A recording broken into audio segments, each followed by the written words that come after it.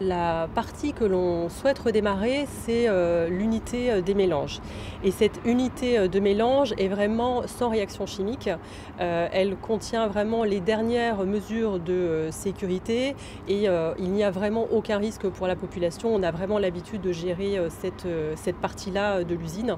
Voilà, je pense que vraiment la population peut être rassurée par rapport à ça.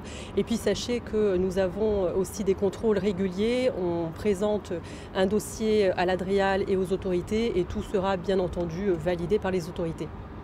On avait 10 000 m² d'entrepôt de stockage et on a vraiment décidé de ne pas faire d'activité industrielle à l'avenir. Donc le site Lubrizol avant l'incendie et le site Lubrizol aujourd'hui n'est plus du tout le même.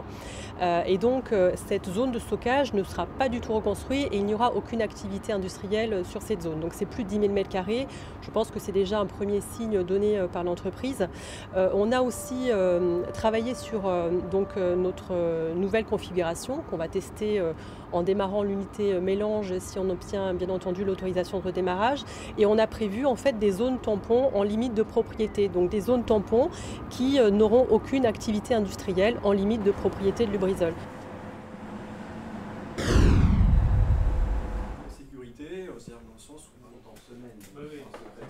La première sécurité, c'est de réévaluer nos risques en prenant en compte le fait qu'un incendie peut démarrer à l'extérieur du site. Donc on va adapter effectivement toutes les mesures de sécurité par des actions prioritaires, prenant en compte une ampleur, on va dire, d'un incendie supérieure à un incendie circonscrit à l'intérieur du site.